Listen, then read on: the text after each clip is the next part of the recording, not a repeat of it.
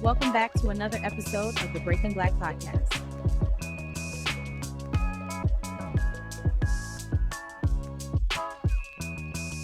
Welcome back to Breaking Black Podcast. You are back with your host, Tina G, and my lovely co-host, Janine Hartmann.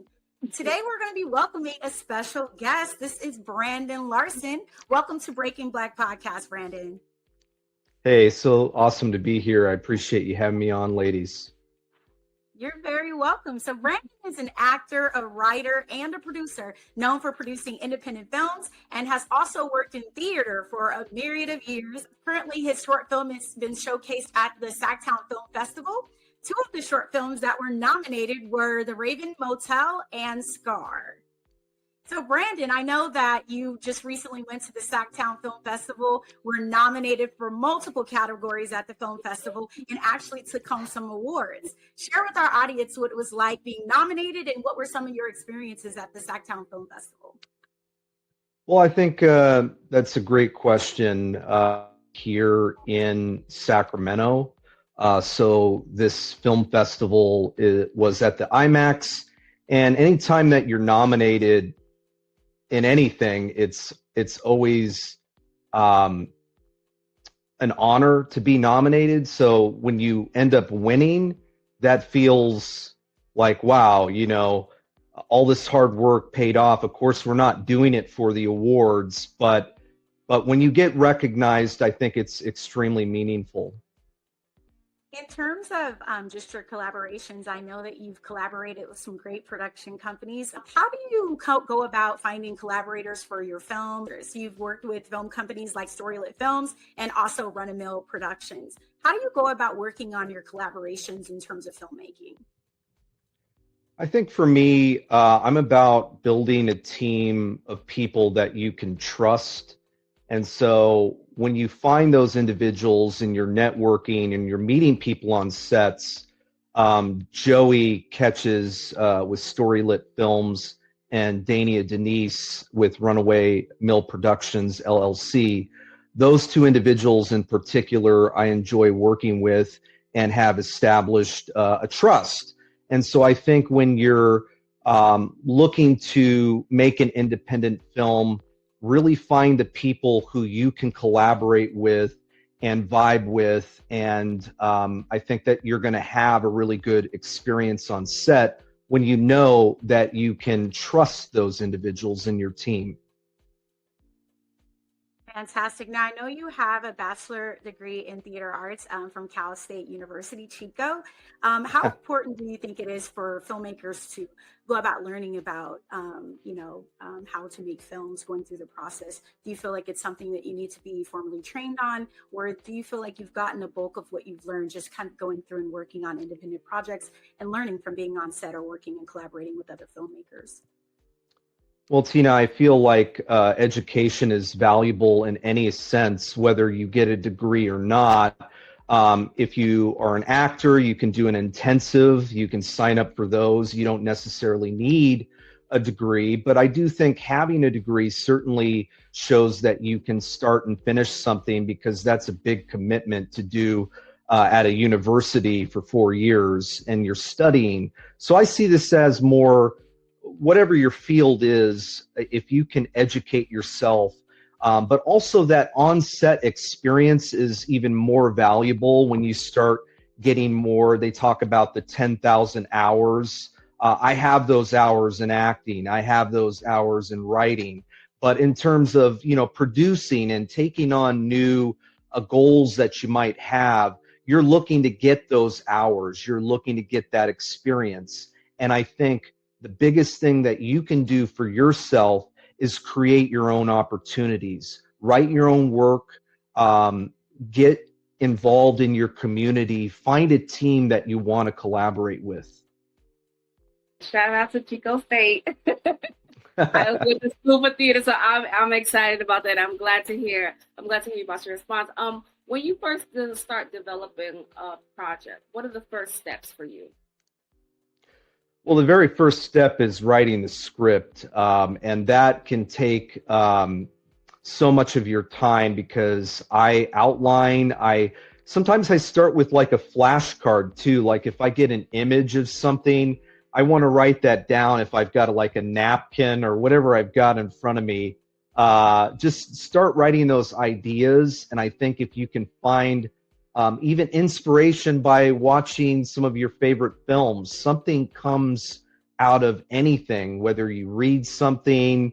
And so these ideas can spark at any time, and you want to like make sure that you don't like forget that idea, right? And so I use Final Draft in my software when I'm writing scripts. And so I do write my scripts out by hand first.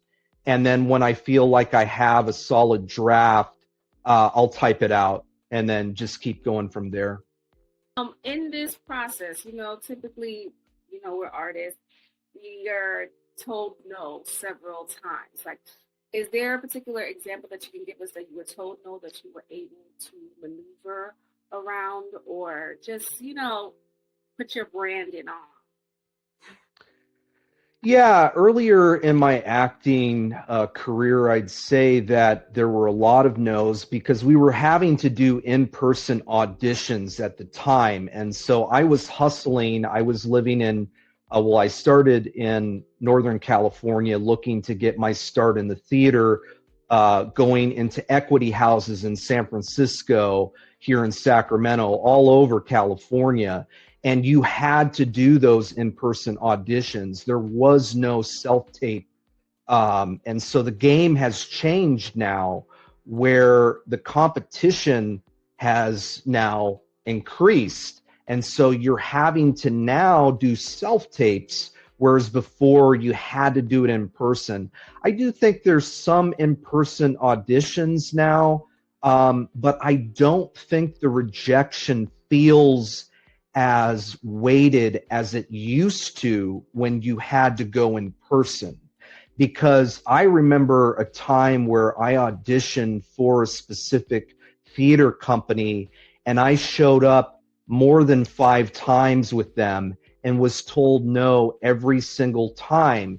And it's easy to take that personally when you're first starting out, but you can't. You've got to move past that. You've got to figure out a way to rise above that challenge. And I think when you think in terms of thinking more of an audition as an opportunity and being grateful just to get that audition, I think is meaningful. That's awesome. Thank you for sharing that. So I want to actually turn it over to one of your films. I had the pleasure of reviewing a trailer for your film Scar and Raven Motel. So we're going to take a look at Scar, and then I want to come back and ask you a couple of questions about what your process was like making this film. What'd you do if you got rich?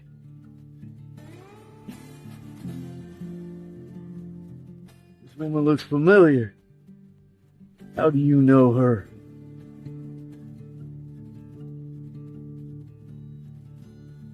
When gold becomes the color of greed, the odds of success grows more scarce by the day.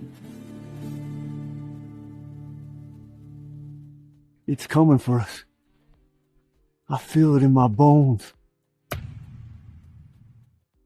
How challenging was it finding the actors for this film? I would say, well, I knew Justin, who we had worked together in the theater, so I had written that part for him in mind, and then, of course, myself as well. But to search for Kate took a lot of effort, which Justin took on that casting side, and so goodness, we auditioned more than 100 people all over the nation.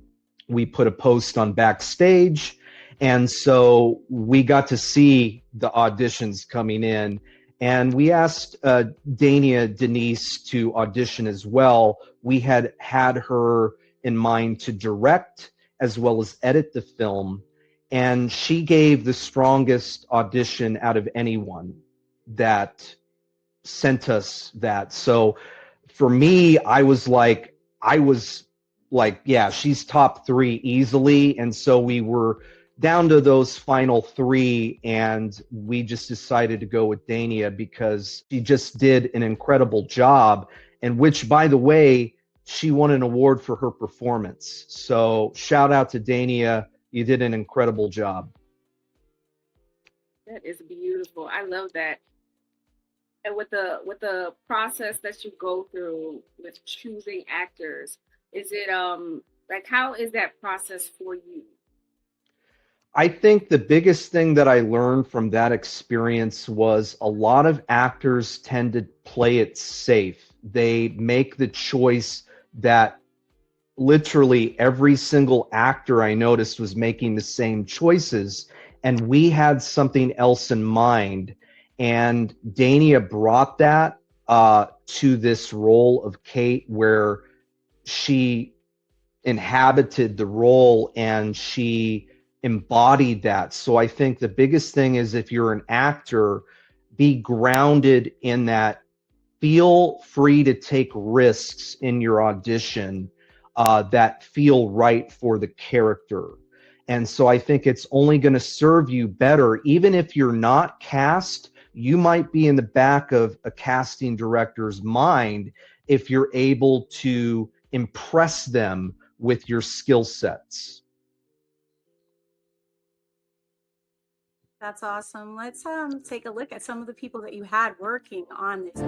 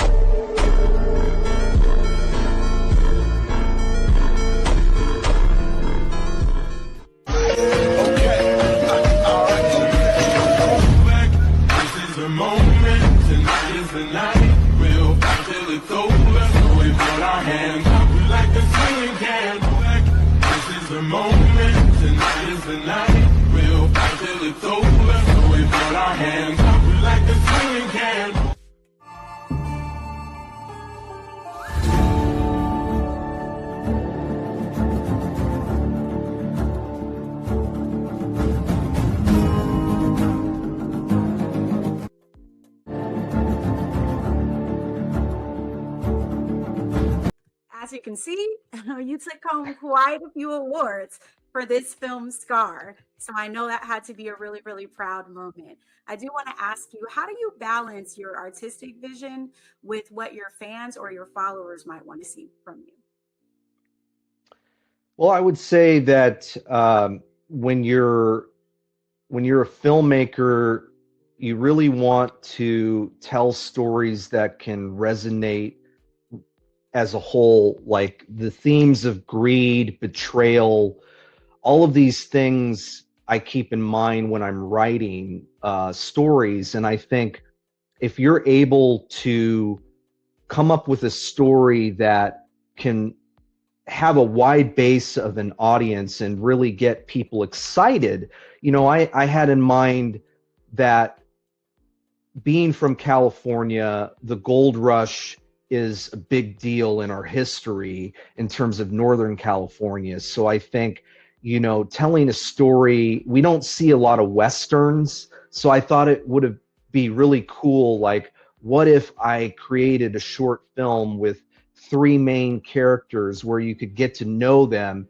and there's this triangle, so to speak, and you're kind of put into this journey. So I think when you're writing and you're developing your stories, to keep that in mind of like what story you're trying to tell, I think that can resonate. And clearly it did, getting into Sactown Film Festival and having an audience of 300 plus, like being able to see your film, it's a big deal, especially in your community that you're starting out and growing from there. And how do you expand? Like you talked about your audience, so the next step is, how do you take that film and go to the Bay Area, LA, and all of these cities so you can start to grow and get your film noticed on a national level or even worldwide?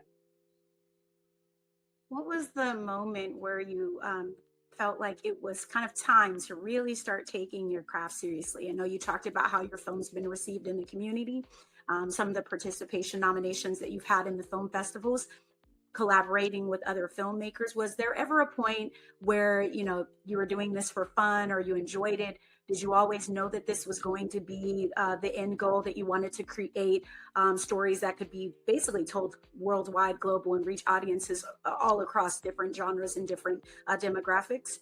Is that something that you recently experienced in kind of like getting your films released and having them circle at the film festival? Or was this something that you are always passionate about? I would say the passion started in high school when I took, drama class in high school. And then at that point, I decided that I wanted to major in theater. And so going to Chico State for 4 years, graduating, I wanted to be an actor, a working actor. And that's how it started.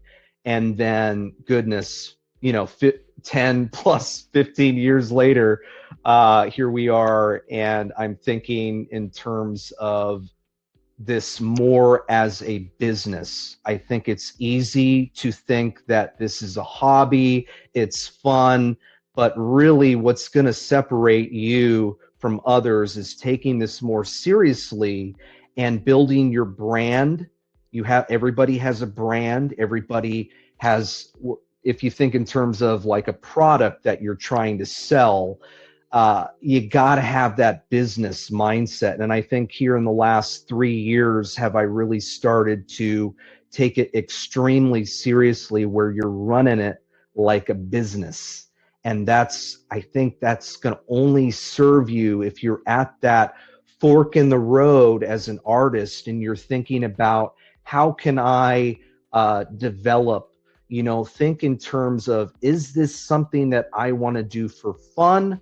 Or is this something that I want to make money at and do for a full-time job? Because if it's the latter, if it's you want to do this full-time and make it a job, you've got to market yourself. You got to go to networking events. You got to meet people. You got to connect with people and be yourself, but at the same time, be a joy to work with too. Let's be kind. Let's be professional. That's what I'm about. That's awesome. I think it's great for the audience to hear from you with that perspective in terms of working in the industry and how things carry in the industry as well. We actually have another film that you were nominated for and actually won at the Sactown Film Festival as well. And that is Raven Motel. And so I want our audience to take a look at this film. It's a beautiful film, and we want to showcase this. There are other ways to act than just living the part. I don't even know who you are anymore.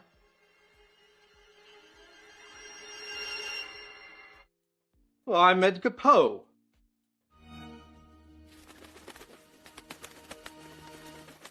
Best actor, best editor, and best makeup are the awards that you took home for your film Raven Motel. Go ahead, Janine. I was gonna say, well, shout out to the makeup artist, because I was just noticing a lot of your films are, it seems like, correct me if I'm wrong, like period pieces, like with westerns. And I love that you went that route. What made you go that route compared to the modern times?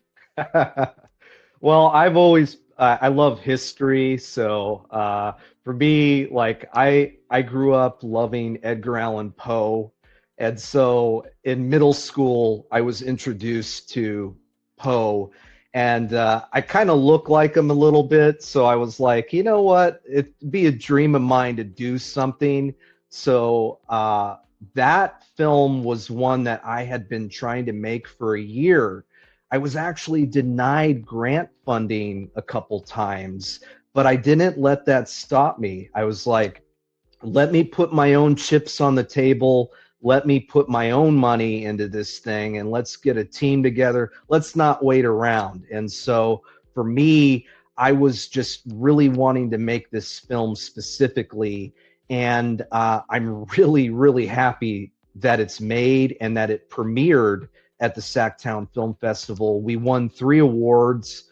It's an honor to win. So when you have an award-winning film, it's like, wow, what am I going to do next, right? Like, how am I going to continue to put that momentum? So as a filmmaker, it's all about momentum, taking those wins and building off that success and keep building. Don't stop. Keep going. I know that you have an affinity for period pieces. What's something that happens behind the scenes when you're filmmaking that might surprise your audience? I think the biggest thing that can happen if you're a producer, there's logistics and challenges.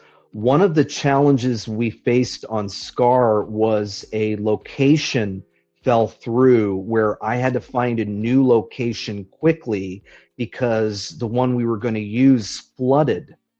And so you can't always plan what's going to happen when you're making a film. You got to plan for the worst and hope for the best, but you also have to keep in mind, like, how can I solve this problem quickly? So what I did was we filmed in the town of Dutch Flat, California here, and I got to know the locals personally, had conversations with their community, and found somebody that was willing to allow us to film on their property. And so we were able to film, and honestly, it was better. It actually turned out better that happened. So I think what might surprise you is in those challenges that you're going to face, it might be the best thing that happens. I like that message very much, Brandon. I like that. That's how you get keep moving forward. And with that, with those period pieces, with your work, how do you really balance creating art and also making a living? And in between those stretches of the film festivals, because I don't know if our viewers are aware that the amount of work that goes with it, and it doesn't take one, it takes a team to go through those processes, and it can take years, a long time. So can you just let our viewers know about how much it takes to really create this as well as live like a decent living? Yeah, so I think if you're just starting out, chances are you're going to have a day job. I have a day job. Most people have a day job because you've got to have a reliable income source. But don't let that stop you, because I think a big thing is if your goal is to be a filmmaker, you've got to get creative in a sense where you've got your 9 to 5, but then you've got your 5 to 9, right? So you're going to have to push yourself, and it's going to be stamina, right? A lot of this is, take good care of yourself too. I go to Orange Theory, I work out, I try to live a healthier lifestyle. And so that's only going to serve you better going forward too. But I like what you said, Janine, when you said that it takes a team, because it does. So you have to really, in your community, wherever you are, find those people that you trust and want to work with and collaborate with. I think that that's what's going to serve you best as a filmmaker going forward.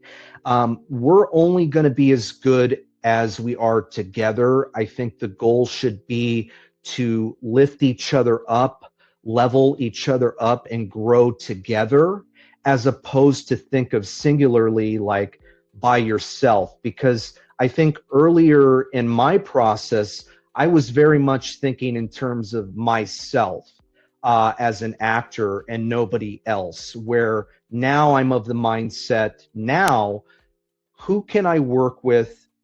How can we work together? Find the people that know what you don't know how to do, because everybody, there's so much talent. And I think putting yourself out there is a big first step. So if you're thinking about starting out as a filmmaker, start with something that you think feasibly you can do. Maybe start by having your story set in one location and just have 2 actors. You know, set yourself up for success. I think you can do that. And so I really am rooting for anybody in this industry in terms of, you know, looking this to be something that you do full time. So we have a really fun question for you, our final question before we get to some of your social media and how our audience can find you. If your career had a theme song or a poem title, what would it be? Ooh, I would say Don't Stop Believin' from Journey. It's like a really epic song. I love Journey. I saw him live in concert. That was one of the best. Honestly, that was the best concert I had seen. And that was with the original band too, with Steve Perry. So I think that would be my theme song, is Don't Stop Believin', because you got to keep going. You got to keep moving forward. Times are going to get hard, but you can't let that stop you.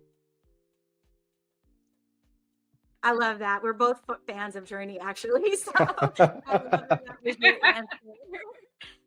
Where can our audience find you, and where can they learn more about your projects? Well, you can find me on Instagram. I'm most active there at Brando Larson, and then also at Black Loom Films on Instagram is where I'll be posting films and projects that I'm going to continue to be putting out there for people to see. You can also find me on Facebook, Brandon Larson, and you can also find me on TikTok at Brando Larson.